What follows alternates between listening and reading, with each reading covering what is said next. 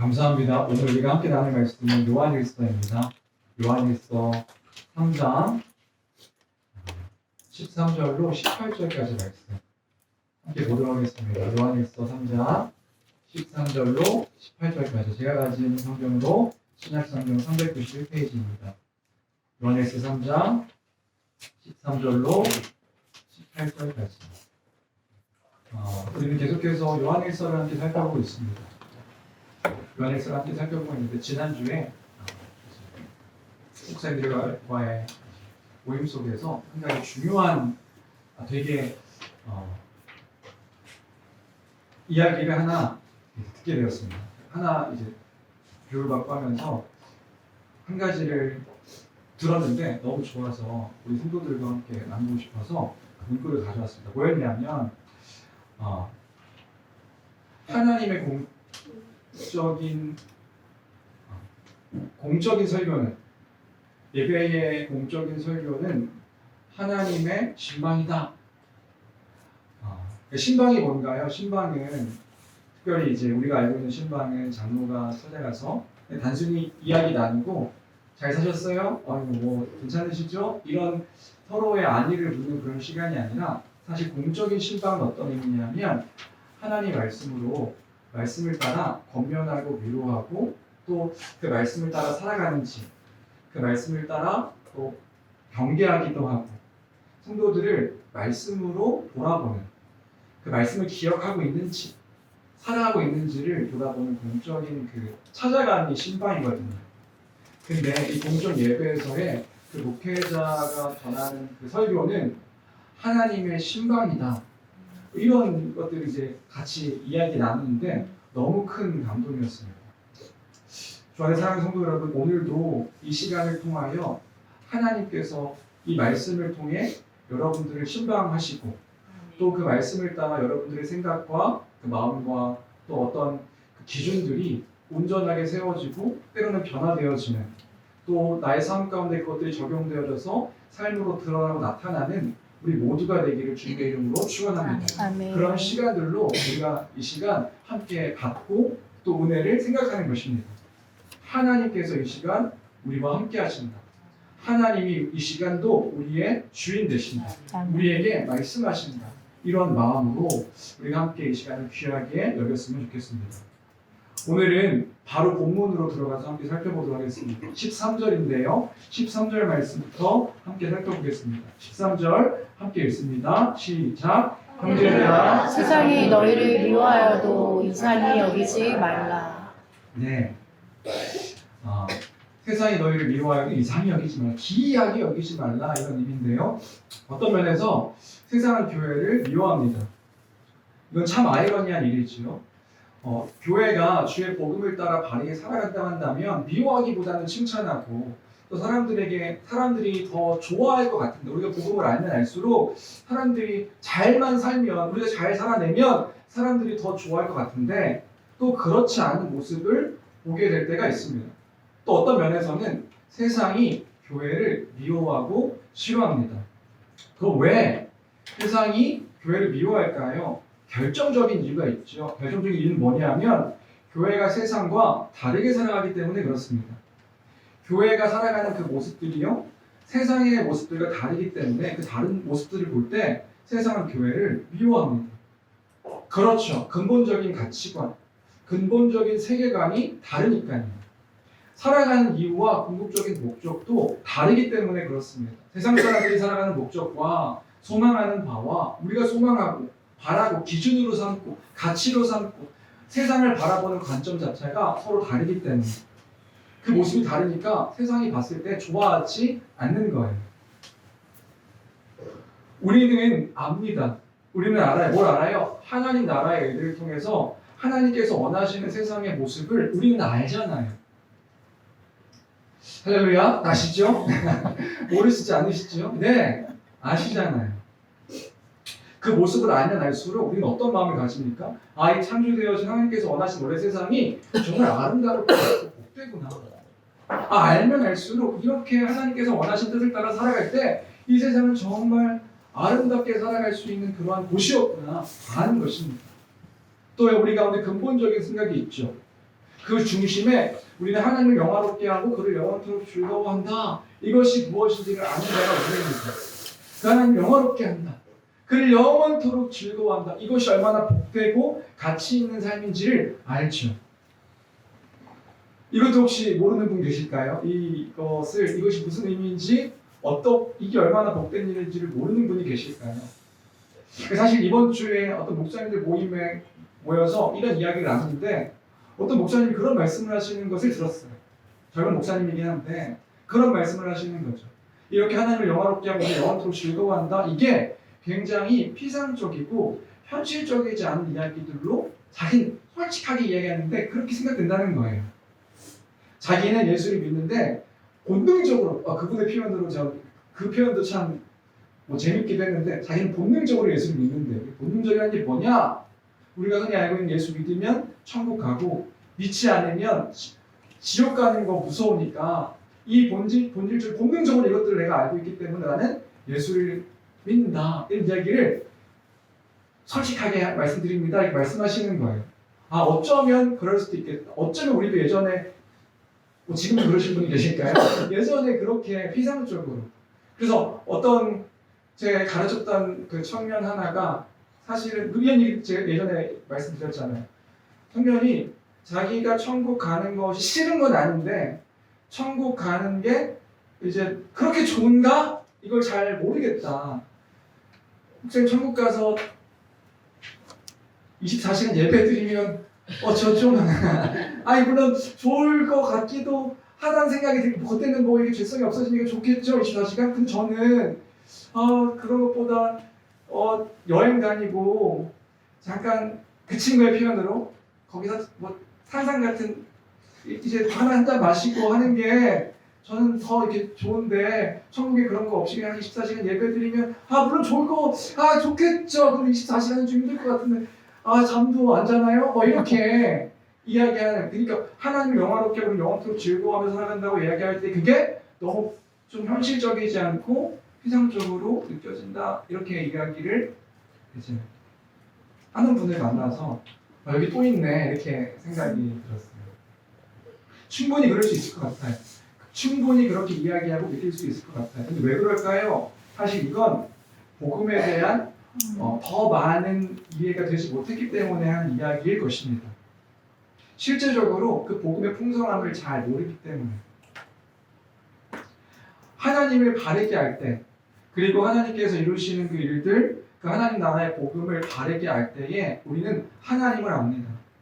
하나님께서 우리에게 허락하시는 그냥 이게 다시 단순히 피상적이고 그냥 어떤 현실적이지 않은 이야기들이 아니라 하나님을 알 때에 하나님으로부터 오는 모든 풍성함들이 무엇인지를 알면 알수록, 그것이 단순히 하나님에 대한 지식으로 끝나는 게 아니라 하나님을 아는 것들로 우리가 풍성하게 누려질수록 이게 얼마나 현실적이고 복되고 귀한 것인지를 아는 것이지. 더 나아가서 하나님 나라의 그 단순히 영적이고 현실적이지 않은 물질적이지 않은 그런 나라가 아니라 우리가 성경을 알면 알수록 정말 현실적이고 정말 분명하고 온전하게 보여주신 그 모든 것들을 누리게 하시고 맛보게 하신 그 하나님의 나라의 그 일들의 풍성함을 알게 될 때에 우리는 기뻐하고 즐거워하며 그 기준을 따라 그 말씀을 따라 살아가는 것이 얼마나 복된 일인지를 우리는 알죠. 그 사실을 믿으니까요.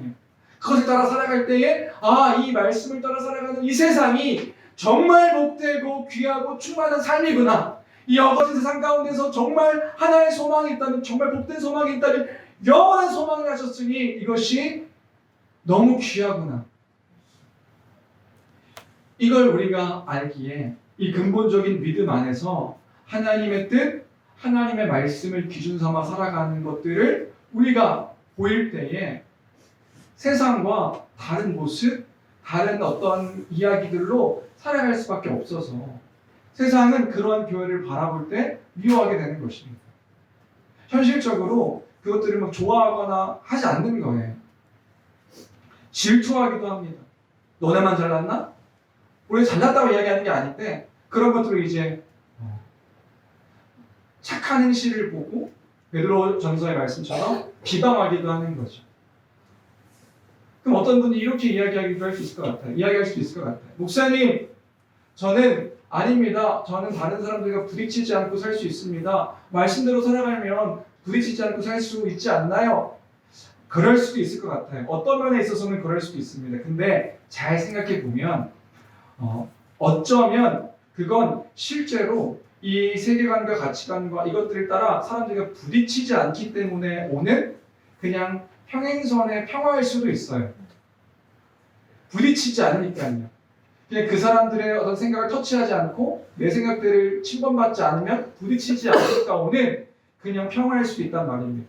이제 어른이 되어가고 또 책임져야 될 일들이 많아지면 많아질수록 우리가 그리스도의 복음을 따라 살아가는 일들이 이 기준을 삼아서 살아가는 일들이 쉽지 않다는 것을 어른들은 더 많이 공감하고 이해하실 것 같아요. 하나하나 피할 수 없는 일들이 생겨나게 되는 것입니다. 하나님의 말씀을 따라서 살아갈 때, 이 기준을 따라서 세상과 부딪혀서 살아갈 때, 이 부딪힘을 통하여서 갈등이 있을 수밖에 없는 현실이 우리가 살아가고 있는 현실이거든요.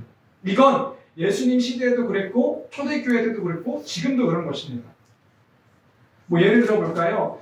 초대교회 때 배경을 살펴보니까 그 배경에 이런 이야기들이 있었더라고요. 뭐냐면 예전에 고린도전서 8장 설교할 때 고린도전서 8장 나눴던 걸 기억하시는지 모르겠는데 우상에게 바친 제물의 문제. 우상에게 바친 제물을 먹어도 되는가 먹지 말아야 되는가 이거 안에서 교회에 갈등이 있었다는 거 기억하시나요? 그런 거라고 해죠. 보통 그 고린도 도시 그 당시에 그리스 로마 시대에 이제 그 지역마다 신전이 있었고 특별히 고린도 지역에는 신전이 더 많았는데 그 신전에서 신들이 많으니까 제사를 많이 지내는 거예요. 그래서 그 당시에 시장에서 파는 고기는 어떤 고기냐? 그때 먹었던 고기들은 다 우상에게 제사를 지내고 남은 고기들이 시장에 와서 팔려지게 된 거죠. 그때 먹었던 고기는 대부분 다 그 우상에게 바쳐진 제물의 고기였습니다. 이 고기를 먹어야 되느냐 먹지 말아야 되느냐 이것 때문에 논쟁이 있었죠. 그런데 그것과 더불어서 그 당시에 고린도 지역에 예수를 믿는다고 하는 사람들에게 더 큰 문제가 있었더라고요. 더 큰 문제는 뭐냐면 이런 거예요. 그 당시에 그 시대에 사업을 하는 사람들, 그 당시에 경제적인 어떠한 그 활동들을 하는 사람들은요, 많은 부분에 있어서 이 활동들을 같이 하는 거예요. 혼자 하는 게 아니라 같이 하니까 길드, 우리로 조합이죠, 조합. 조합을 이뤄서 어떤 사업이나 경제적인 활동을 같이 하는 일들이 참 많았던 거예요. 거기에 조합에 참여하지 않으면 경제적으로 심각한 타격을 입고 경제적으로 궁핍함 가운데 살 수밖에 없는 그 문화와 환경이 고린도 지역에 그 당시 그리스 로마 지역의 어떤 문화였던 거죠. 거기에 참여해야 살 수 있는 거예요. 거길 나가면 경제적으로 온전하게 이렇게 살 수가 없는 거예요. 그런데 그 길드에는 문제가 있습니다. 무슨 문제가 있냐면 같은 사람들이 함께 모여서요. 다 같이 그런 문화니까 그 지역에 있는 신전에 가서 풍요롭게 하는 신, 재앙을 없애는 신전에 가서 제사를 함께 드리는 거예요. 제사를 함께 드리고 그 제사에 함께 제사에 참여하는 그 제물들을 함께 먹으며 더 나아가서 이때 제사는 그냥 제사가 아니라 거기에 여자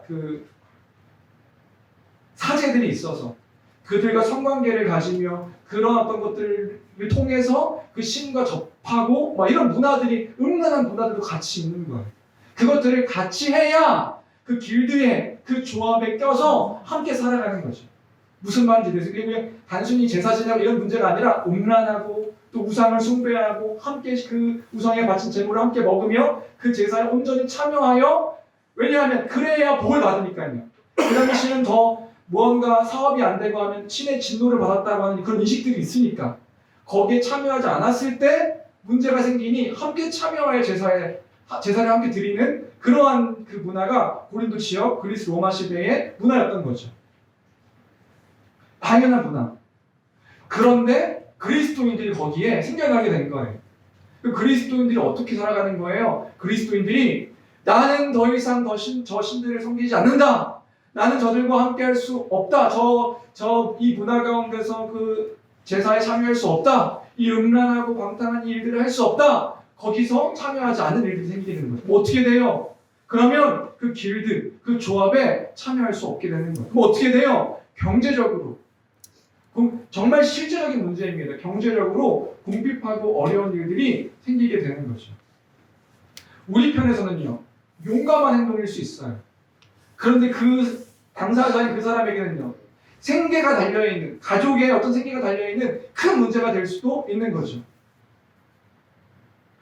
근데 이게 길드만의 문제가 아니라 가정 가운데서도 문제인 거예요. 왜요? 이 사람들이요, 기념일이나 생일이나 될 때마다 그 신전에 가서 제사를 지내거든요. 그럼 한 가정 가운데 누가 예수를 믿게 되어지면 그 가정 안에서도 문제가 생기는 거예요.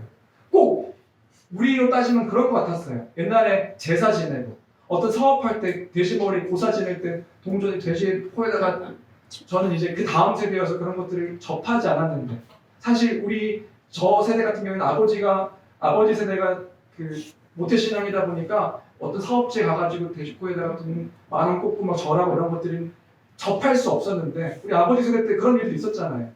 가서 다 절해야 되는 거예요.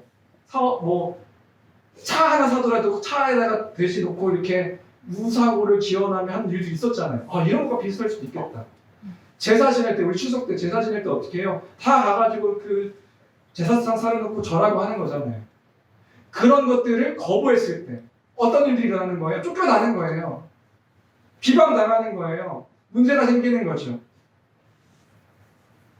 그럼에도 자신의 신앙을 지키기 위해서 성도들이 그 어떠한 불이익과 비방과 때로는 미워함과 이것들을 받으며 그 성도들이 살아가는 삶을 선택한 것이다.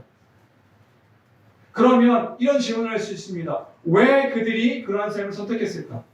왜 그들이 그렇게 자신의 어떤 생계나 어떤 상황이나 이런 것들을 다 포기해서라도 이 그리스도를 믿는 것들을 따라 그 기준을 따라 살아갔을까요? 이런 마음이었을까요? 잠깐 우리가 견디면, 잠깐 버티면 이 땅에서 더 나은 삶, 더 좋은 삶, 더 복받는 삶, 더 축복된 삶, 저렇게 우상신을 섬기는 사람들보다 더 부자가 되고 더 평안하게 살 수 있으니까 그런 삶을 선택한 걸까요? 아니요. 아니라고요. 그게 아니라고요. 그것 때문에 선택한 것이 아니라 그들이 믿는 그 복음의 분명한 이유와 기준 때문에, 그 기준이 분명하니까 그 소망을 따라, 영원한 소망이 현실이었기 때문에, 그냥 단순히 먼 미래의 어떤 일들이 아니라 이미 예수 그리스도로 말미암아 이루어진 일들이 그 복음의 내용이 분명했기 때문에 그들은 자신의 그 삶의 모든 것들을 어떤 면에서 포기하며 비방 가운데 거하며 그 믿음을 지키며 살아갔던 것이다. 그러한 성도들에게 지금 사도는 교회에 이야기해주고 있는 거예요. 뭐라고요? 13절입니다. 13절 말씀 다시 함께 읽겠습니다. 함께 읽습니다. 시작. 형제들아, 세상이 너희를 미워하여도 이상히 여기지 말라. 너희를 미워하여도 기이하게 여기지 말라. 왜 미워하지? 아니, 복음을 따라 살았는데 나 왜 미움받지? 기이하게 여기지 말라. 왜요? 다른 삶이니까. 구별된 삶이니까. 구별된 삶을 살아가는 것이 맞다, 이렇게 이야기해주는 거예요. 너희가 소망하는 그 일들을 따라 살아가는 게 맞다. 그렇게 살아가는 우리가 되기를 주님의 이름으로 축원합니다. 그런데 싸우라는 말이 아니에요. 이렇게 오해하셔서 그래, 나는 이제부터. 두 번째로 얘기하고 싶은 게 그거예요. 뭐냐면, 그런데 지금 현 시대 안에서 이런 묵상을 하면서 또 다른 생각을 해보는 거죠. 무슨 생각을 해보냐면, 지금의 세상은, 지금 현 시대의 세상은 교회를 미워하는가 생각해보니까 진짜 미워하는 것 같아요. 성도를 미워하는가? 네, 미워하는 것 같아요. 그럼 왜 미워하는가 생각해보니까 또 다른 모습 때문에 미워하고 있다는 생각이 들더라고요. 교회를요, 진짜 미워해요. 그럼 왜 진짜 미워할까요? 초대교회 성도들이 받았던 그러한 모습 때문에 그런 모습이 지금 우리 안에 있어서 교회가 미움당하고 있는가? 그게 아닌 것 같아서 슬픈 거예요. 그게 아니에요. 우리 모습이요, 너무 나빠서 싫어하는 거예요. 교회가 너무 나빠. 교회라고 하니까 너무 공동체 같죠. 성도가 한 사람 한 사람이 너무 나쁘게 살아가니까 교회를 싫어하는 거예요. 여러분 이건 아닌 겁니다. 이렇게 미움당하는 건 아닌 거예요. 옳지 않은 거란 말입니다. 교회가요 이런 거죠. 교회가 세상과 다른 척해요. 다른 척하는데 다른 척하면서 더 나쁘게 행동하니까 교회를 지금 너무 미워하고 있는 것 같아요. 그래서 교회 진짜 미워해요.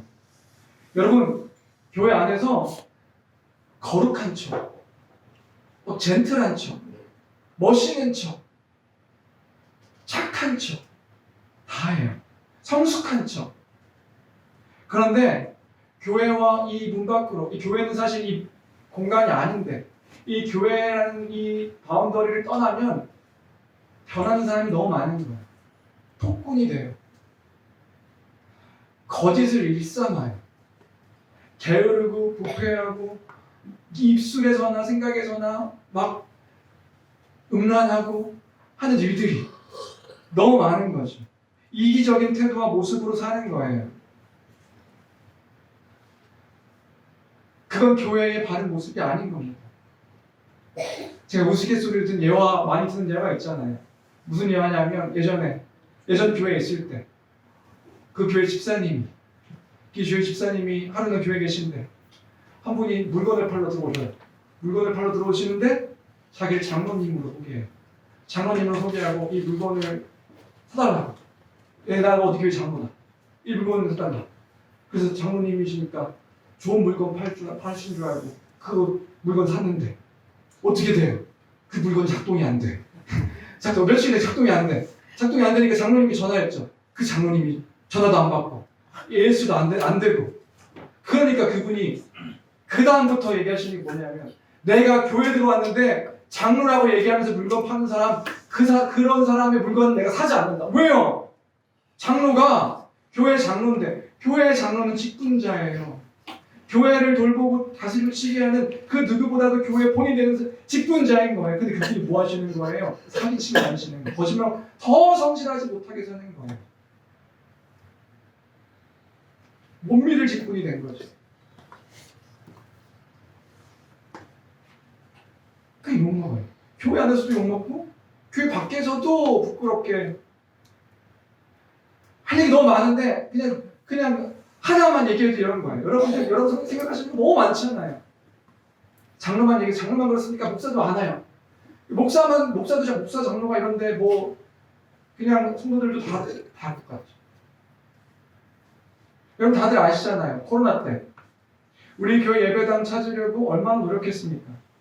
예배당 찾으려고 정말 거짓말 안 보태고 부동산 100군데 다녔어요. 물론 한 50군데부터는 이제는 발로 가지 않고 전화로 하게 되죠. 부동산 보이면 전화하는 거예요. 교회 할 만한 공간이 있으니까.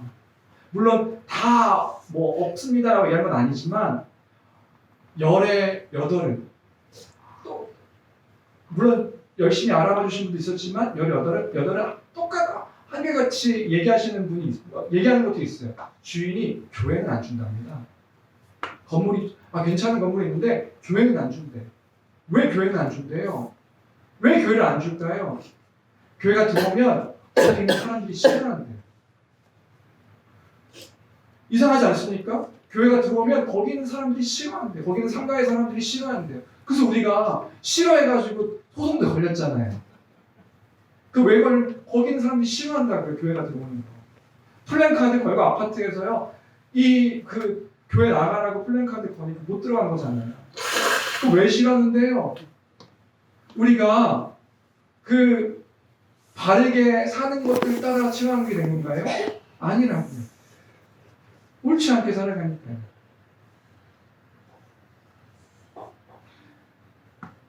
심지어 어떤 부동산은 그렇게 얘기했어요. 그때 아내랑 둘이 갔는데 아내가 그때 충격 먹고 나는 더 이상 부동산 다니고 싶지 않다 이렇게 말했어요. 뭐 했냐면 부동산 주인이 교회 자리 알아보러 왔습니다. 그런 거 없어요. 그랬어요. 그런 거 없대요. 교회 자리 있습니까? 교회 자리 보러 왔습니다. 그냥 찾아보지도 않고 그런 거 없어요. 너무 상처가 되는 거예요. 그런 게 없다니. 이렇게 공간이 많은데 그런 게 없다니. 그 사람의 마음이 교회를 향한 마음이죠. 왜요? 우리가 바르게 살지 못하니까. 어떤 분들이 이렇게도 이야기해요. 목사님, 그래서 저는 밖에 나가서 제가 그리스도인이라고 말하지 않습니다. 그래서 제가 그래서 밖에 나가서 제가 그리스도인이라고 말 안 해요. 여러분, 그거 부끄러운 얘기입니다. 제가 적어도 내가 그래서 밖에 나가서 그리스도인이라고 안 그래요. 속이고 산다는 거죠. 참된 거룩한 삶이 아닙니다. 주한 사랑하는 성도 여러분, 지금 다른 사람 이야기를 했다고 여러분 그러게요. 지금 교회가 문제예요. 이렇게 생각하면 진짜 나에게 문제가 있는 거예요. 그게 우리의 지금 나의 현실과 상황이다. 내가 어떠한 그런 모습이 있지 않는가. 내가 정말 주를 따라 거룩하게 살아가는 삶의 그 믿음의 삶과 여정들이 나에게 있는가. 나는 지금 어떤 부분에 있어서 이것이 부끄러운 모습인가. 이게 나의 생각과 모습이어야 하지요. 그냥 어떤 사람들이 그래 교회가 이런 모습이면 안 돼. 여기로 끝나면 안 되는 거라고요. 여러분 얼마나 남의 손가락질하는 그 손가락질로 나의 모습을 바라보고 계십니까? 여러분 부끄럽기만 생각하지 마시고 그냥 세상의 교회를 부끄럽기만 생각하지 마시고 나를 바라보는 그런 시간이 되었으면 좋겠어요. 가정에서 여러분 얼마나 그리스도인의 모습으로 그 기준을 따라 살아가고 계십니까? 우리가 적어도 이런 모습이 되어서는 안 되는 거예요. 내가 아빠 때문에 교회를 안 나갑니다. 내가 엄마 때문에 교회를 안 나갑니다. 내가 당신 때문에 교회를 안 나갑니다. 이런 모습이 되어서는 안 되는 거예요. 이거 아닌 거예요. 교회에서만 성도로 살 것이 아니라 집에서도 성도로 사셔야 되는 것이고요. 집에서만 성도로 사는 것이 아니라 세상 가운데서 내가 처해져 있는 그 사업자, 만나는 관계 안에서도 우리가 교회 성령들 교회 안에서 마지막 거에 그 얘기 나눴잖아요. 세상에서의 빛의 역할을 감당하는 교회, 소금의 역할을 감당하는 교회. 그래서 비춰야 되는 거예요. 그리스도의 빛을 받은 빛의 자녀이기 때문에 빛을 비추는 우리여야 한다. 그 말씀의 기준을 따라 그 말씀을 따라 살아가는 우리여야 한다. 남편분들은 아내에게 그리스도의 죽기까지 보이시는 그 섬김을 보이셔야 되는 거예요. 가정 가운데서 그리스도의 역할입니다. 그리스도가 자신의 교회를 위해서 어떻게 죽으셨는지, 어떻게 희생하셨는지, 자기 몸을 버리며 십자가에서 무엇을 하셨는지 보여줘야 하는 그러한 자리입니다. 그것이 우리의 기준이라고. 가정에서의 기준. 아내는요, 그 가정 가운데서 교회를 보여주셔야 합니다. 교회가 어떤 공동체인지를 어떻게 순종하며 어떻게 귀하게 그 머리를 따라 그 가정 가운데 머리의 질서를 따라 살아가는지를 보여줘야 됩니다. 말과 행동과 처신 속에서. 부모는요, 하나님의 그 대리통 통치자로서 역할을 감당하며 그 하나님의 통치가 무엇인지, 하나님의 사랑이 무엇인지 알려주는 역할이 부모 역할이고, 자녀는요, 하나님의 자녀로서 어떻게 살아가야 되는지 그 대리 통치자인 부모의 말씀에 순종하며 하나님을 알아가고 하나님의 사랑을 알아 그 가운데 거하여 순종하며 살아가는 것이 자녀의 역할이지요. 세상 가운데서 그 말씀의 기준을 따라 그 가치와 세계와 그 말하는 모든 것들이 그 진리의 기준으로 삼아 살아가는 말하는 것들이 우리의 모습이어야 되죠. 주 안에 사랑하는 성도 여러분, 삶을 바꾸십시오. 삶을 다시금 말씀을 따라 바꾸십시오.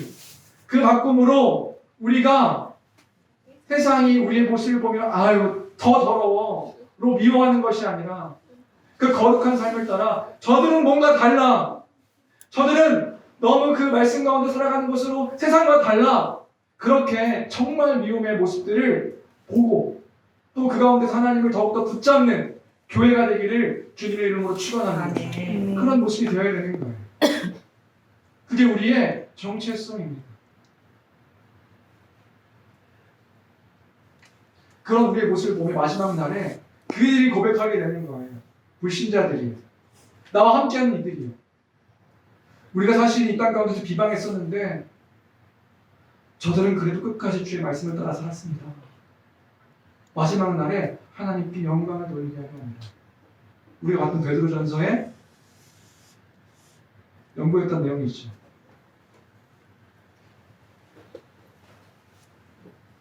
하나님 백성의 삶이 무엇인지 알아?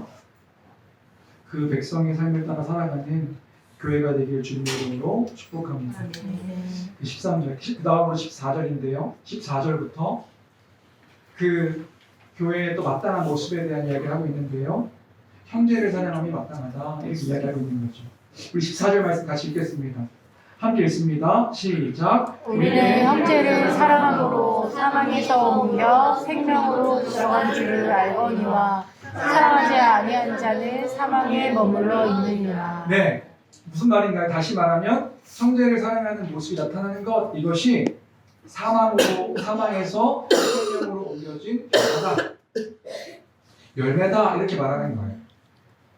다시요, 우리가 정말 그 생명으로 옮겨진 자라는 것, 어떻게 하는가?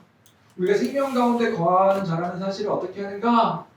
형제 사랑하는 모습들을 통해 이 사람이 생명 안에 거하는 자라는 사실을 알게 되는 것이다. 이게 유일한 어떤 열매는 아니에요. 그런데 명백하게 보여야 되는 열매인 거죠. 우리가 정말 거듭난 신자인가? 이거 다른 얘기하는 거죠. 우리가 정말 거듭난 신자인가? 하나님의 자녀인가? 빛의 자녀인가? 어떻게 할 수 있는가? 여러 가지 나타나야 될 것들이 있지만 그 가운데 하나가 뭐냐면 형제를 사랑하는 것. 형제를 사랑함이 나타나는 게 하나님의 그 빛의 자녀, 하나님의 자녀, 거듭난 신자, 사망에서 생명으로 옮긴 자의 모습이다. 그 믿음의 증거를 거기서 발견하게 되는 거예요. 그럼 잠깐만, 여기서 형제는 누구일까요? 여기서 형제는 단순히 남자들을 사랑하는 얘기 아니죠. 이렇게 얘기하면 바보다. 여기서 말하는 형제는 요한일서 안에서 교회를 얘기하는 거예요. 교회. 믿음의 지체들이요. 단순히 믿지 아니하는 불신자들을 이야기하는 게 아니라 믿음의 지체들을 이야기하는 거예요. 믿는 교회, 교회에 있는 지체들이요. 교회에 있는 남자 형제들을 사랑하라 이게 아니라 교회 안에 있는 그 성도들이요. 그리스도 안에서 하나님의 자녀된 형제자매. 네, 성경에서의 형제들, 자녀들은요, 그리스도 안에 있는 사람들을 얘기하는 거예요. 그들을 사랑하는 것이 마땅하다. 그들을 사랑하는 것이 사망에서 생명으로 옮겨진 증거다. 이렇게 얘기하는 거죠. 그 왜 교회의 지체들을 사랑해야 됩니까? 여러분, 왜 교회의 지체들을 사랑해야 되는 거예요? 어떻게 그들을 사랑할 수 있습니까? 우리가요. 네, 그것이 하나님께서 우리에게 주신 새 본성이기도 하고요. 더 나아가서 우리가 이제 진리를 아는 자가 되었기 때문에 그런 거죠. 이제 그 복음으로 말미암아 우리가 어떠한 자가 되었는지를 아는 자들이 되었기 때문에 우리는 그 교회 안에 있는 지체들을 사랑해야 한다. 그리스도 안에서 이게 우리의 현실입니다. 그리스도 안에서 예수 그리스도의 복음을 믿음으로 말미암아 그 믿음을 통하여 우리를 그리스도 안에서 그리스도 연합으로 하나 되게 하셨기 때문에 새 존재로 우리를 이제는 교회적 존재로 살게 주님이 허락하셨습니다. 아니, 허락하신 것이 아니라 살게 하셨습니다. 우리의 선택의 문제가 아니라 그렇게 살게 하시는 거예요. 그리스도 안에서요. 우린 이 사실을 믿는 거죠. 믿기 때문에 그리스도로 말미암아 우리는요, 한 사람 한 사람을 바라볼 때 그리스도의 마음으로, 우리는 그리스도의 마음으로 그를 바라보고요. 또 그 바라보는 그 성도들은요, 그리스도와 같이 여기며 그들을 사랑하며 살아가는 거예요. 왜요? 그리스도의 피로 말미암아 살리신 그 성도이기 때문에, 그 지체이기 때문에, 내 몸이기 때문에 이걸 안 자가 되었기에 우리는 교회 안에 있는 지체들을 사랑하는 것입니다. 우리는 이제 안다고요. 그 모습은 마치 하나님이 처음 세상을 창조하실 때 아담과 하와가, 아담이 하와를 보며 이렇게 고백하죠. 내 뼈 중에 뼈요, 살 중에 살이다. 너는 나다. 나와 같은 자다. 한 몸이다. 라고 고백한 것처럼, 그 아름다운 고백처럼 우리가 서로를 바라봐야 되는 거예요. 단순히 그 남자와 여자 간의 그런 이성적인 사랑이 아니죠. 그런 사랑을 얘기하는 것이 아니에요. 나는 사랑할 수 없는데 저 사람은 사랑할 수 없는데 이런 개념도 아니에요. 이제는 사랑하게 하시는 거예요. 주님이요. 하나님을 즐거워하며 그 하나님을 즐거움으로 살아가는 그 삶 속에서 우리를 또 함께 즐거워할 수 있는 한 몸된 지체들을 우리에게 허락해 주신 것이다. 그 안에서 우리는요 함께 사랑하며 살아가야 되는 것입니다. 나를 살리신 그리스도의 그 십자가 사랑이 나에게만 있는 것이 아니라 저에게도 있기에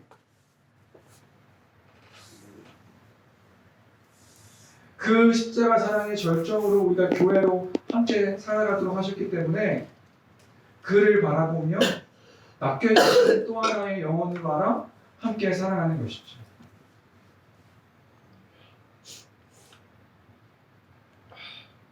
그래서 우리를 귀하게 여겨야 됩니다. 한 사람 한 사람 가벼이 여겨서는 안 됩니다. 이렇게 비유할 수 있을까요? 이것이 꼭 맞는 비유일까 싶긴 하지만 이렇게 생각할 수도 있을 것 같아요. 제가 너무 좋아하고 또 사랑하는 친구가 있습니다. 친구가 있는데 그 친구 생명을 나누면서까지 아끼고 돌볼 수 있는 그런 친구가 있죠. 있을 수 있는데 그 친구가요 제게 자신을 너무 아끼는 그 자녀를 맡긴 거예요. 자신의 자녀를 저한테 맡겼으면 제가 그 자녀를 어떻게 돌볼까요? 어떤 마음으로 돌볼까요? 그 친구를 귀하게 여기는 그 마음을 가지고 이 자녀를 귀하게 돌볼 거예요. 그 친구를 대하듯 귀하게 대할 것입니다. 왜요? 내 사랑하는 그 친구의 그 생명의 자녀니까요. 예를 들어서 제가 20살 때 처음으로 필리핀을 나갔습니다. 수능이 끝나고 저 스스로 용기를 내서 필리핀에 혼자 나갔어요. 나갔을 때 누가 있으니까 나갔죠. 한 달 정도 필리핀 혼자 그냥 여행 겸 다른 문화도 경험할 겸 그냥 용기를 내서 나갔는데 그때 어디 갔냐면 우리 그때 만났던 강명훈 선교사님 그 선교지로 나간 거예요. 선교지로 나갔는데 그 선교사님이요 저를 진짜 너무 극진히 한 달 동안 섬겨 주셨어요. 밥도 주시고요, 잠도 재워 주시고요, 돈도 안 받으시면서 한 달 동안 저를 그냥 어디 데리고 가시고 따라가. 일주일이었으면 그럴 수 있죠. 근데 한 달 동안에 그렇게 자기와 함께 이렇게 저를 섬겨 주셨어요. 그럼 왜 그분이 저를 얼굴도 본 적이 없었거든요. 왜 섬겨 주셨을까? 물론 저 어렸을 때 봤다고 하시지만 저는 어렸을 때 기억이 없으니까. 근데 왜 그분이 저를 그렇게 극진히 섬겨주셨을까? 왜냐하면 그분에게 저희 아버지는 은인이시거든요. 진짜 힘들 때 저희 아버지가 말하자면 길지만 그 선교사님을 물질로 또 어떤 그 기도로 교회적 차원으로 도와주셨거든요. 도와주셔서 이 그의 아들이 왔다고 하니 정말 극진하게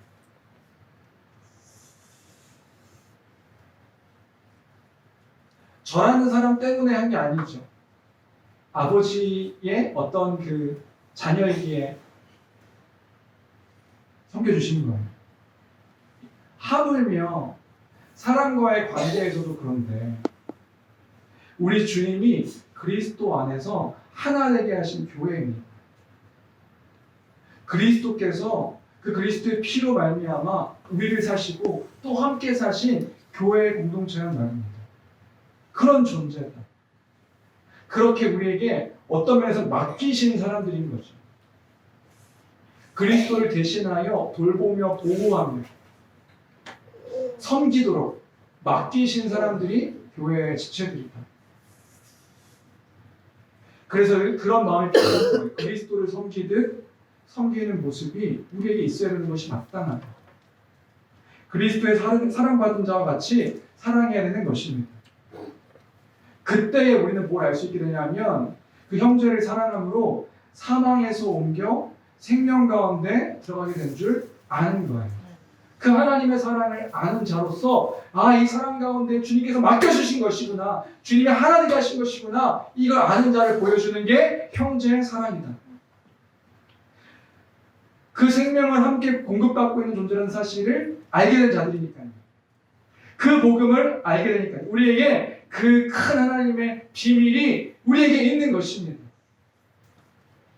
그 지식을 알고 믿는 자의 삶의 모습은, 형제를 사랑하는 모습은 다를 수밖에 없는 것이죠. 그러한 모습으로 형제를 지체를 사랑하는 교회가 되길 주님의 이름으로 축원합니다. 그러면 실제적으로 어떻게 그 형제들을 사랑할 수 있습니까? 어떻게 내가 사랑할 수 있게 되는 것입니까? 어떻게 사랑으로 용납할 수 있습니까? 여러분, 그 참 나와 생각도 다르고 성질도 다르고 기질도 다르고 제가 기질 얘기도 이번에 할 얘기가 많아졌어요. 기질도 다르고 다른데 어떻게 우리가 함께 살아갈 수 있습니까? 세 가지, 오늘 말씀을 통해서 세 가지를 함께 살펴보고 싶어요. 첫 번째는요, 우리에게 이런 생각이 말씀의 근거로 기억되어져야 됩니다. 미워하는 자마다 살인하는 자라라는 주의 말씀을 기억하십시오. 15절 말씀인데요. 15절 말씀 같이 읽겠습니다.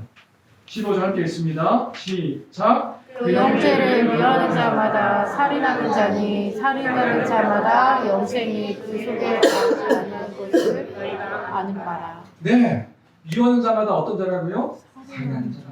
여러분, 이런 인식이 우리에게 크지 않은 것 같아요. 미워하는 거 그냥 내가 생각해서 미워하는 거지.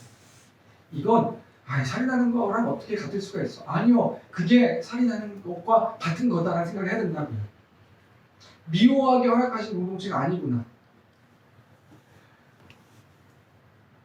여러분, 우리는요, 다른 요즘 또 뉴스를 통해서 무참하게 살인하는 어떤 사람들을 볼 때 우리가 막 분노하고 더 나아가서 정말 무참하게 다른 사람을 피해를 입히며 살인하는 그 사람들을 볼 때 우리는 그것을 용납하지 않습니다. 나쁜 거라고 생각해요. 어떻게 그럴 수 있는가? 그런데 여러분, 그러한 분노의 눈으로 내가 미워하는 것을 바라보십시오. 살인은 그런 거라고요. 미워하는 것은 살인하는 자다. 우리 예수님께서도 그런 말씀하셨죠. 네가 다른 형제에게 어떤 잘못된 말을 한 것, 제가 너 얘기 장난처럼 많이 해가지고 바보라는 것도 살인이다. 근데 우리는 그걸 너무 가볍게 생각하는 거예요. 우리 생각을 바꾸십시오. 그 형제를 미워하는 것은 살인하는 것만큼 큰 죄다. 그럼 내가 그걸 하면 안 되는 거구나. 이거 큰 거구나. 큰 죄구나. 교회 안에 있는 다른 사람을 미워하는 건요, 그 마음은 주께서 허락하신 마음이 아닌 겁니다.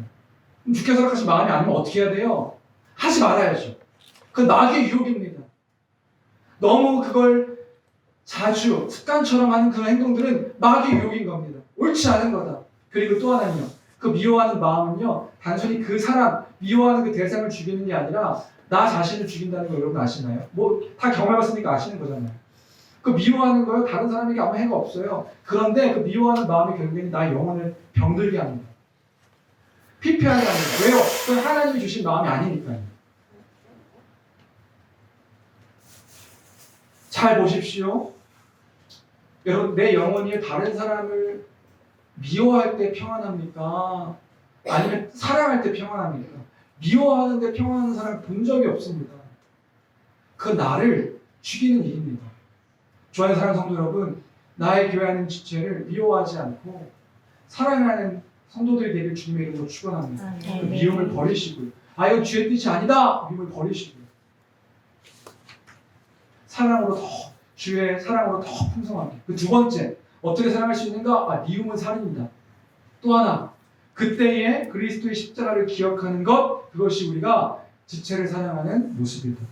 나를 위해 죽으신 그리스도의 십자가를 묵상하고 바라보는 것입니다. 16절 말씀 다시 읽겠습니다. 시작. 그가 우리를 위하여 목숨을 버리셨으니 우리가 이로써 사랑을 알고 우리도 형제들을 위하여 목숨을 버리는 것이 마땅하니라.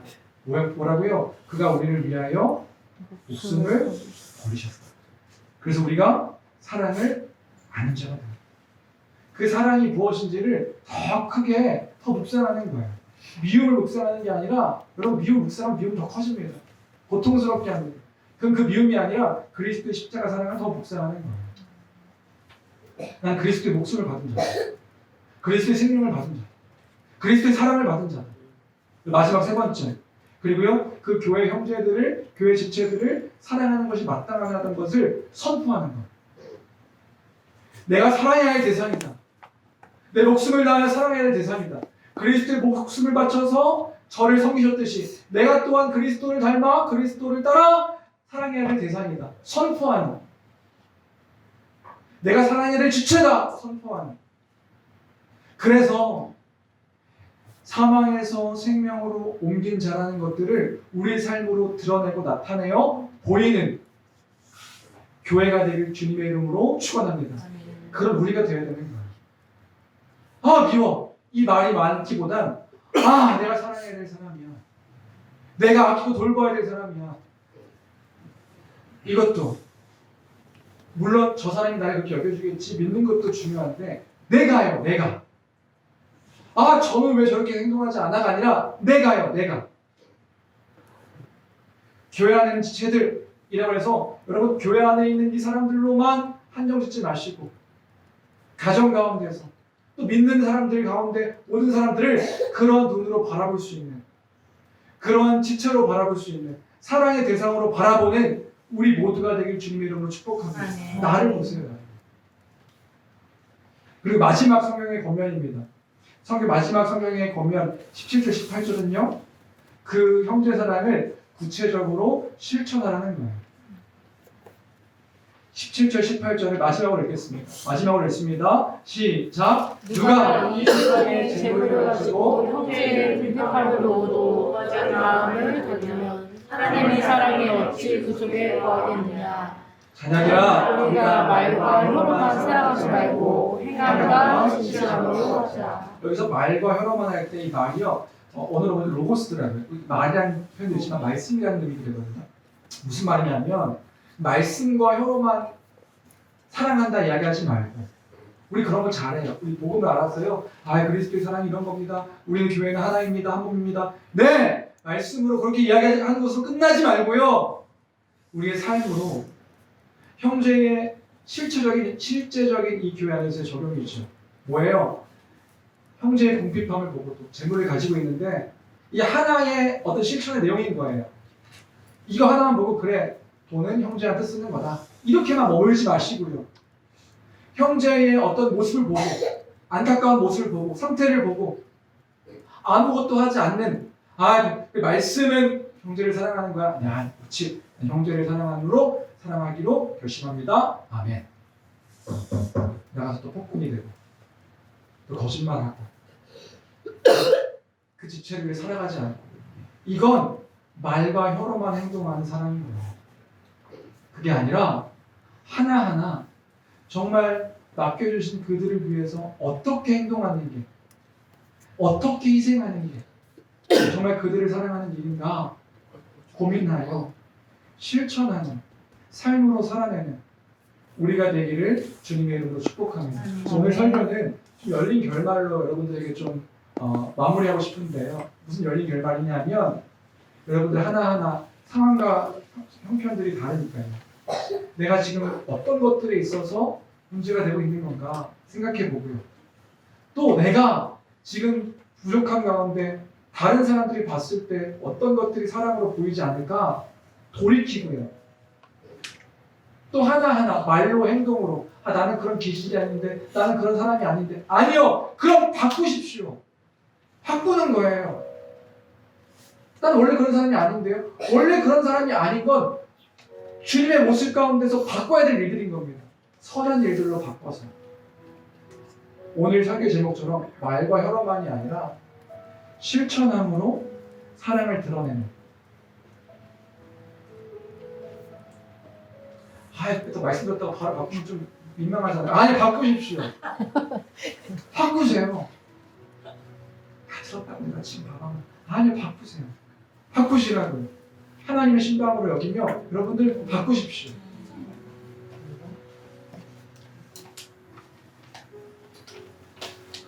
요한 사도가 이 편지를 쓸 때에 아시아 교회 우리 배경 얘기했듯이 아시아 교회에 문제가 있었던 것 같아요. 무슨 문제냐면 그 진리의 복음으로 교회가 바르게 싸웠는데 바르게 싸우니까 무슨 일이 생겼냐면 교회 안에 사랑이 식어진 거예요. 머리는 냉철해져서 그 거짓 이단들과 싸워 그들을 쫓아내고 바른 복음을 지켜야 하는데 그들이 놓친 게 뭐냐면 바른 복음은 알았는데 그 사랑에 따라 살아가는 삶의 모습이 무너지는 거예요. 그럼 어떻게 해야 돼요? 사랑으로 아는 일들을 실천하는 노력들이 필요한 거죠.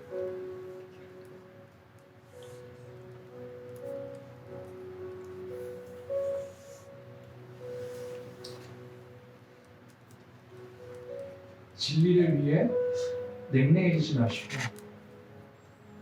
그 주를 아는 그 사랑의 결과로 온전히 나타내는, 희생하는, 섬기는, 그리스도를 닮아 섬기는 그런 모습이 우리의 모습 되기를 주님의 이름으로 축원합니다.